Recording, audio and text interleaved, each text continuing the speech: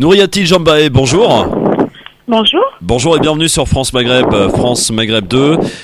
Nous vous recevons dans le cadre des législatives du 10 juin prochain en votre qualité de candidate à l'élection législative. Nous allons parler donc d'abord de vous, ensuite des raisons qui vous ont poussé donc à vous engager en politique et enfin votre avenir politique. Alors, précisons que vous êtes candidate pour un parti qui s'appelle Alliance Écologie Indépendant. Est-ce que vous pouvez nous présenter d'abord votre parti ? Alors, notre parti, c'est un parti qui, en fait, n'est pas compté parmi les partis traditionnels, bien que ça fait quelques années qu'elle existe. Donc, Alliance Écologiste Indépendant est un parti politique qui fait partie des 7 partis politiques comptés en France.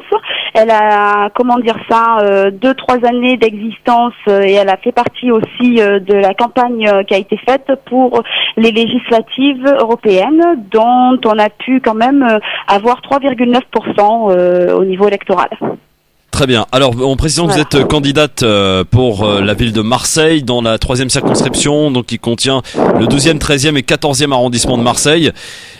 Pouvez-vous vous présenter justement à nos auditeurs et principalement ceux de Marseille qui nous écoutent sur le 93.8 et nous indiquer quelle a été votre carrière professionnelle avant de vous engager en politique ?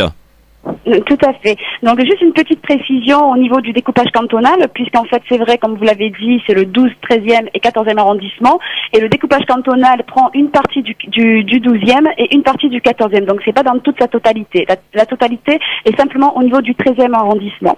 Donc D'accord. Pour me présenter, donc moi j'ai 35 ans, je suis mère de 2 enfants, un de 16 et un autre de 4 et demi, je vis seule.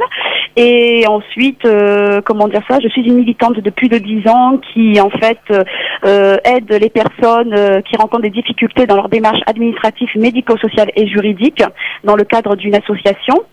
Donc, je mène aussi des accompagnements de projets économiques, humanitaires vers les pays en voie de développement. Dernièrement, j'ai été la référente ou du moins la responsable de l'atelier eau, hygiène et assainissement des Comores à la communauté comorienne de Marseille dans le cadre du Forum Alternative Mondial de l'eau. Puisqu'en fait, on sait très bien qu'il y a eu le Forum Mondial de l'eau et qui est quand même une structure qui promouvoit l'eau dans un cadre plus marchand que dans une aide humanitaire. Et moi, je me suis positionnée pour dénoncer que l'eau est un bien commun et qu'il doit avoir accès à tous. Alors, quels sont les retours que vous avez sur les déplacements que vous faites certainement pour votre candidature, pour votre campagne ? Quels sont les retours des personnes que vous rencontrez sur le terrain ? Quelles sont les attentes des Marseillais et Marseillaises ? Alors, les attentes des Marseillais et des Marseillaises dans sa globalité, je ne saurais vous dire, mais par contre, dans la circonscription dans laquelle je me suis positionnée, c'est une circonscription où les gens vivent dans une précarité et ils attendent beaucoup aujourd'hui de la part des élus. Ils sont très déçus de la candidate sortante, ils sont aussi bien déçus des partis traditionnels qui sont en place, qui ne font rien pour eux. Donc aujourd'hui, ils se disent que peut-être, moi étant quand même une militante et étant aussi une enfant du quartier, puisque à la base, moi, j'ai vécu à Frévalon, donc dans le 13e arrondissement. J'ai travaillé aussi dans le 14e en qualité de responsable associative pour une association d'accès au droit qui est plus axée sur la santé. Donc je suis quand même une personne qui est assez bien identifiée à ce niveau-là. J'ai même travaillé à l'École nationale de police du côté de Sainte-Marthe. Donc c'est vraiment un endroit que les gens pourront se reconnaître en moi, puisque non seulement j'y ai travaillé, mais aussi j'y ai grandi.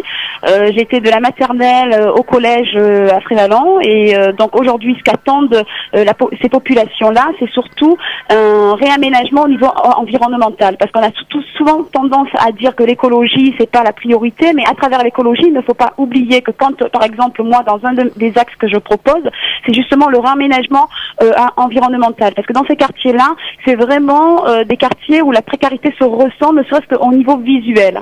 Et il y a vraiment un déficit intellectuel, il y a vraiment des choses à faire. Et aujourd'hui, quand je dis aux habitants qu'il y a un réaménagement à faire, ils ne sont pas étonnés parce qu'ils savent très bien qu'ils vivent dans un espace qui est complètement délaissé, non seulement par la nature, puisque la nature ne peut plus prendre place par la pollution, et aussi ils savent très bien que si demain on venait à réaménager ces espaces, ça sera des personnes à l'intérieur de leur quartier qui en auront la responsabilité. Donc je propose aujourd'hui de faire un réaménagement environnemental, mais pas en faisant appel à des structures de l'extérieur, des sociétés de l'extérieur, mais faisant appel à des compétences à l'intérieur de la cité. C'est-à-dire que ce sera les habitants du 12, 13, 14 qui s'occuperont de leur cité.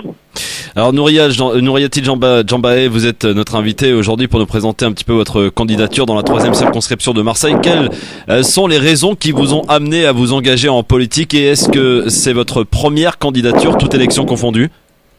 Tout à fait. Je n'ai jamais été dans un parti politique. Je n'ai jamais assisté à une réunion politique.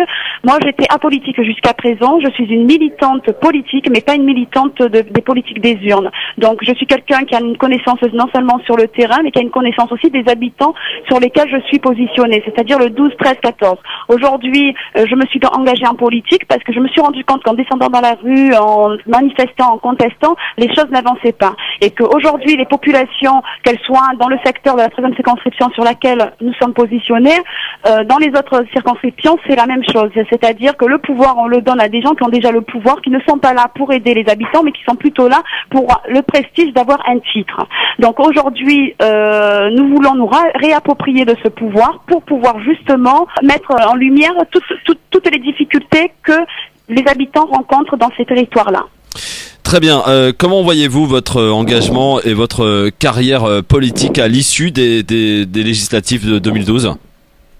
Alors, mon engagement à ce niveau-là, c'est déjà d'avoir une certaine visibilité de certains Français qu'on met de côté, c'est-à-dire qu'il y ait une certaine mixité, qu'il y ait une certaine parité, qu'il y ait aussi une certaine diversité. Donc, je pense que ça va permettre aussi d'avoir une ouverture pour d'autres candidatures qui n'ont jamais osé justement se présenter, parce qu'aujourd'hui, il faut savoir que les partis traditionnels, qu'elles soient de gauche ou de droite, n'ont jamais fait l'effort de pouvoir représenter les Français dans toute sa représentativité. Donc, aujourd'hui, ça va permettre à d'autres personnes comme moi qui sont sur le terrain ou qui ne le sont pas, mais qui ont des idées et qui ont des choses à dire, à pouvoir s'engager.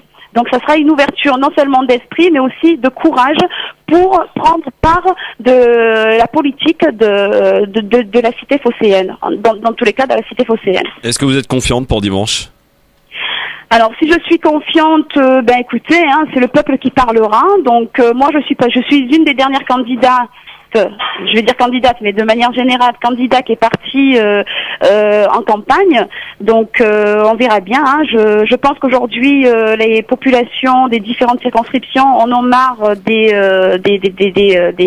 candidats qui sont sur place. Et en tout cas, dans ce qui concerne dans ma circonscription, j'ai eu des retours qui étaient pas très sympas pour non seulement la candidate sortante, mais aussi pour ceux qui se sont positionnés, aussi bien comme moi. En nouveauté, puisqu'il y a des partis traditionnels qui ont fait l'effort de mettre en lumière certaines identités et on verra bien ce que ça donne. Donc là où je suis confiante, c'est surtout les retours que j'ai des habitants du 12, 13, 14 qui sont contents qu'il y ait aujourd'hui une femme jeune, dynamique, enfin selon eux, et issue de la diversité. Ils sont très étonnés parce qu'ils pensent que je suis en fait, suppléante. Et quand je leur dis que je suis titulaire, c'est moi qui me présente en tant que député, ça les étonne.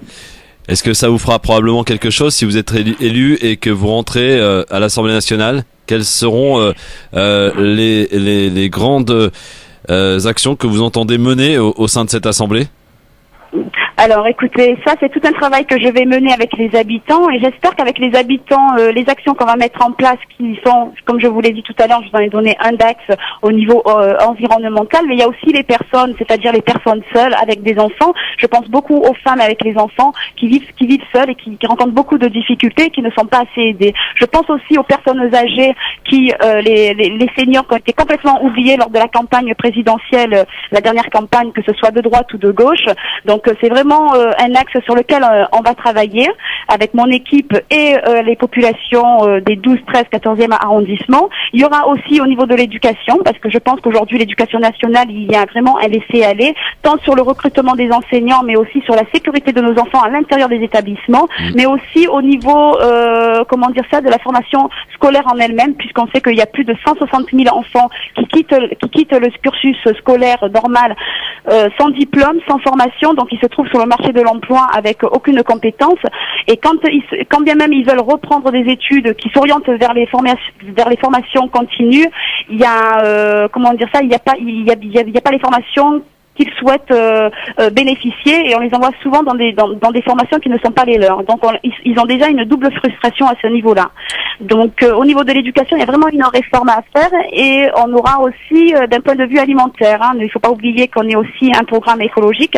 Je pense qu'aujourd'hui, au niveau alimentaire, il faudrait revoir un petit peu comment aujourd'hui le Français consomme, ce qui permettrait aussi à double titre de créer d'autres emplois, puisqu'on consomme des produits qui viennent de l'extérieur. J'estime, et nous estimons aussi, mon équipe, moi et la population du 12-13, puisque je leur ai posé la question, que les produits devraient être produits ici et consommés ici. Non seulement ça serait moins cher, mais en plus ça créerait des emplois au niveau de l'arrière-pays. Nouria Djambaé, un dernier mot. Pourquoi voter pour vous dimanche, pour les auditeurs de Marseille? Alors pourquoi voter pour moi dimanche? Enfin, ce sera pas toute la population marseillaise, quand bien même, comment dire ça, peut-être ça sera une suite, c'est pas dit, mais parce que ils se reconnaîtront à moi. Je suis une fille du quartier de Frévalon, je suis une femme. Ils ont qu'à regarder mon programme, mon parcours, à lire ma profession de foi, qui est le reflet de ma personne. Et je pense que jusqu'à aujourd'hui, j'ai donné de ma personne, ce qui me fait vachement plaisir. Et je pense que j'aurai un bilan à la fin du mandat. Donc, si aujourd'hui, en tant que citoyenne faisant partie d'une société civile, je peux donner un bilan assez conséquent. Je pense que si on me donne encore les moyens, enfin du moins si on me donne les moyens en m'octroyant une partie de ce pouvoir, je pourrais en faire plus. Voilà. Est-ce qu'il y a justement un site internet ou une page Facebook pour vous retrouver votre programme, votre profession de foi? Tout à fait, sur Nouriati Djambaé, D'accord, sur Facebook donc. Sur Facebook, donc c'est Nour avec un tiret, et ensuite IATI, et Dja avec un accent, Mbaé. De toute façon, il y en a deux, donc ils tomberont sur les deux. D'accord. Merci beaucoup en tout cas de nous avoir accordé quelques minutes. Je rappelle que vous êtes candidate donc dans la 3e circonscription de Marseille, dans le 12, 13 et 14e arrondissement.